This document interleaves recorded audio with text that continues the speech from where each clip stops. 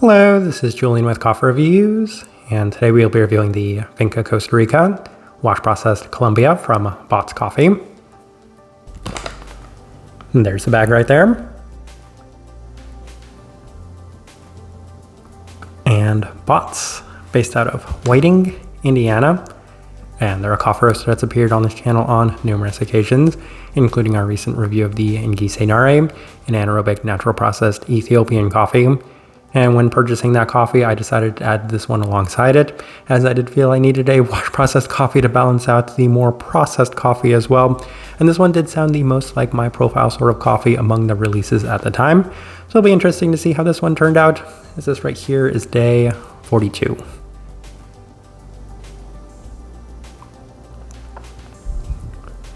And recipe we went with for this coffee was our standard recipe, in a 16:1 water to coffee ratio, brewed at 96 degrees Celsius, about 205 degrees Fahrenheit, and I actually like this one best through the Chemex, which indicates a more medium grind. Roast profile for this coffee, once again, Botz not necessarily the latest roasting coffee roaster out there, but even then, relative to the majority of American coffee roasters, I could still say that they're lighter than that, and I feel like the best place to align them is still a little bit more on that light medium in terms of that roast profile. With all that out of the way, let's go ahead and start discussing this coffee. Day 15, first impression, and we did opt for the V60, and the cup actually has a lot of what you would expect from this coffee, with a blue tint followed up by a higher than expected fruit sweetness. Still has that expected Botz brightness in a pretty well balanced start. So this coffee right here was a pink bourbon, and I have kind of mixed feelings on pink bourbon coffees given that we've reviewed so many of them throughout the year. And in addition to that, Botz seems to love them, and they bring in so many of those coffees, and that's one of the main reasons I was a little hesitant about this coffee, but I said, it's got another blue tint, so why don't we try a coffee that has a little bit more of a blue tint in a washed profile versus one that has it in a much more heavy processed profile. So it was interesting to me that they both seemed to offer that strong blue tint as the base of the coffee, so having that as a nice start to this one definitely helped it out.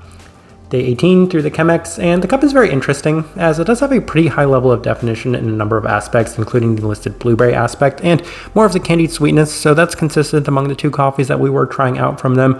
There's also an extremely well-defined apple-like aspect that's in line with the listed Pink Lady, as it's very well in terms of the definition. Now, it was so interesting to me given I saw that apple note on here and I said, okay, I mean, we are working with a pink bourbon coffee, we're probably going to be experiencing plenty of that brightness, and usually when it comes to that apple-like brightness, I rarely experience it in a very defined sense. This one, on the other hand, I could say, wow, this one is actually quite reminiscent of an actual apple. Like, I can feel the apple-like components within this one. And as somebody that has actually enjoyed apples a lot and experimented with apples, it's very interesting just how much definition there was within this coffee. Day 21. Through the April brewer, and this was probably the least impressive it's been, and it's kind of interesting given that we didn't have the best results with the April brewer on the Nare either, as it has lost a little bit of its structure. Apple-like brightness is still there, but a little less definition to it, and the previously identified blue tint is also a little less defined. Outside of that, there's a bit more tartness to the cup, so kind of mixed results, not necessarily anything that stood out too much on that day. Day 24 through the V60 with our standard recipe, and there were some slightly mixed results as it's not necessarily the best right-off brew, as it has this little bit more of a generic brightness to it. It does seem to settle well with better structure on the cool down, a little bit more of the candied sweetness in a blue sense, and then more of the very well-defined apple brightness. And it's kind of interesting how much I'm going to go back to that because it was just extremely well-defined. Now a little bit better defined through the Chemex, which we'll go through on this day as we ran it back through the Chemex with our standard recipe. And it's a bit better than our previous experiences as it does continue to offer that strong blue tint. This one they have listed a blueberry pie. I could definitely see that, especially given that there was plenty of those blue characteristics within this coffee and more of that tremendously well-defined apple attribute. A complementary tropical brightness as well, as it's very well structured and straightforward. So the Nare, which could have been a little all over the place, especially with some adjustments, this coffee was very much straight to the point, and I don't think it necessarily took too much thought to kind of pick out a lot of the notes in this one because I just found the definition to them to be very well defined. Day 30 through the V60 with some slightly lower extraction temperatures, and the cup does feel a little bit better balanced on the forefront of the candied sweetness in the blue sense.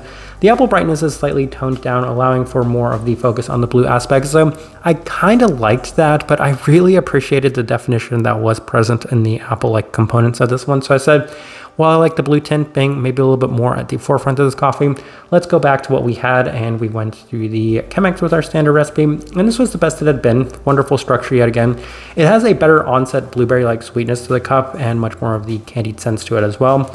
The apple aspect is once again extremely well defined, and I keep going back through it on these notes mostly because I was just surprised at how well defined it was within this coffee.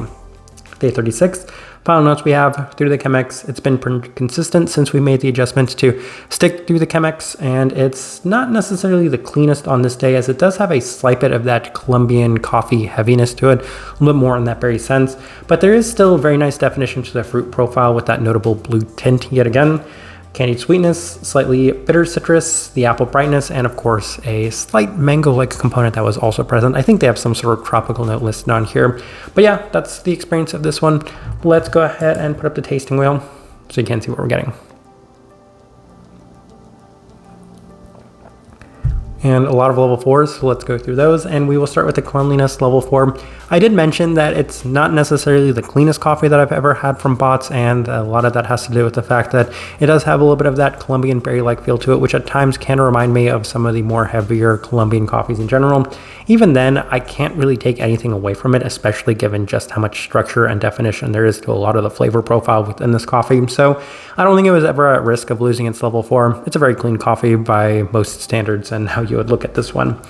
Finish level 4, and it very much skews in that apple bright sort of finish, and I am really impressed with the finish of this coffee, mostly because of just how well defined that aspect is. I keep going back to it because I have yet to really find a lot of coffees that have this same sort of experience to it, so massive credit to them in that regard. Sweetness level 4, and a lot of that has to do with more of that candied sweetness to it. And if I recall correctly, I don't know for sure, but I think Botz does use a probat, which makes so much sense in a number of ways. It makes a lot of sense as to why we always seem to get a lot of candied sweetness from all of the coffees that we've reviewed from them. Outside of that, why the profile isn't maybe necessarily the lightest out there, but all of those factors combined very much present within the sweetness of this coffee. Acidity level 4, I mean, I've discussed that a lot throughout this review. The apple brightness, very, very well defined. I can't recall many coffees that have had that in that specific level. So yeah, definitely very bright. I mean, that's one of the main reasons I think that they keep going with these pink bourbon coffees, because I think that they seem to really enjoy that specific aspect of this coffee. Berry fruit level 4, definitely plenty of the berries. The blueberry pie, can definitely see it. Came out, I would say, maybe a little bit more of a candied aspect, candied tone to it. I think if I'm kind of going through my recollection of this coffee, I could see maybe the sugary aspect of it being more reminiscent of a pie crust. But if I'm being completely honest, it just felt a little bit more of a candied berry as opposed to a like sugary berry, which is kind of splitting a difference here.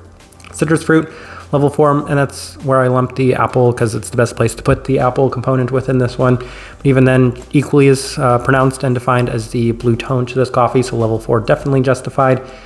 Couple of level 3s, we will start with the stone fruit level 3. Mentioned a very slight mango-like aspect to it, which was also what I experienced from the Ingisenare. These coffees had similarities in so many ways, mostly the blue tint base, and then the strong brightness, the candied sweetness, as well as that slight stone fruit-like aspect, and just kind of looking at this tasting wheel, it reminded me of that as well. The caramel level 3, as I mentioned, it does have that candied sweetness, which is something that I seem to experience with their coffees in general, so happy with that being there at the level 3. Final thing worth discussing is the body at a level 3, and given that I charted the Ingisenare at a level 4, which had a little bit more body than this one, it is kind of interesting going back and looking at it. I think maybe the Chemex had a slight bit of a role in it, but even then I don't necessarily think it had as much of a body as the Ingisenare.